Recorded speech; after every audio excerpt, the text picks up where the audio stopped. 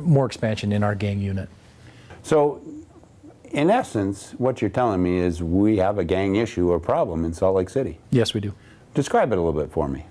Our gang problem consists of not necessarily as the same as like another larger metropolitan city would incorporate, but we do have just as many problems, and maybe not as much of a population, but still the same amount of problems, to include drive-by shootings, homicides, down to simple assaults, and throughout, incorporating in gang crime. One of the questions that I think is pressing, that everyone wants to know, and it goes back to the days when I was actually in the gang unit, is this an organized, I mean, would you compare this to organized crime? On a smaller scale, possibly. I think there are definitely areas of more organization within gang crimes, but then also lesser organized as well.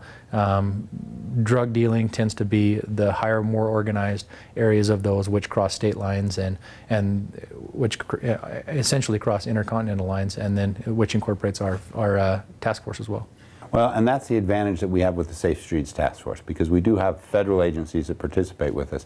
And so we have a little broader reach, if you will, as far as what we can cover and how we can actually do some enforcement in the area. Yes, sir. Describe a little. So I'm a homeowner now, right? And it seems that there's a problem house just down the street from me. How do I know if it's a gang problem? Who do I contact, or how do I take care of this problem that I've got in my neighborhood? Within the gang unit, we have several different resources. We do have our own tip line, 799 gang, but there are also other avenues that we approach, such as our community intelligence unit, which is subsequently formerly comprised of a lot of our former gang detectives from our unit. We'll reach out to them, and they will also reach out to us, where they go and meet with the community members at a root base and are able to receive problems that we wouldn't necessarily reach to us. In turn, the CIU unit will let us know what's going on, and then we'll facilitate an action on that house or in that neighborhood to try to combat that gang crime. Well, and so you threw out some acronyms and stuff, and we're good at that, and letters and everything else. And so I think it's important that when we talk CIU, Community Intelligence Unit, it is not just about going out and talking with the community. It's about identifying what the problems are, and then essentially, right, deciding how we're going to solve that problem. And it may be that you contact the gang unit, it may be a motor problem, it may be a traffic enforcement problem, it could be a whole bunch of different things, it may be a drug problem. And the interesting thing, though, when you talk about gangs is it's not siloed. I mean, gangs, they transition into drugs, they transition into prostitution, it's minor crimes, it's major crimes, it's assaults, it's homicides. And so I think you as a detective have to really be able to cover almost anything. Absolutely. All right, so let's shift gears a little bit, because I think this is an important question. So I'm a parent. I have teenagers. How do I know if my children are involved in gangs? What are some of the signs? What should I be looking for? And should I be concerned?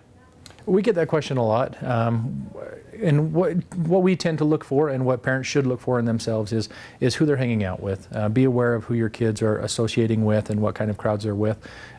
Clothing is a big indicator for us. If they're wearing an inordinate amount of one color clothing, or their shoelaces match their shirt, which matches their shorts, which matches their hat, they're not just color coordinating. No, it doesn't necessarily mean that they just like that color, which is what we also hear a lot. But it could mean, it could lead to another affiliation with gangs, whether they be, you know, as in elementary schools or even in junior high schools, that they're being courted into these gangs and they're being kind of groomed to become a gang member.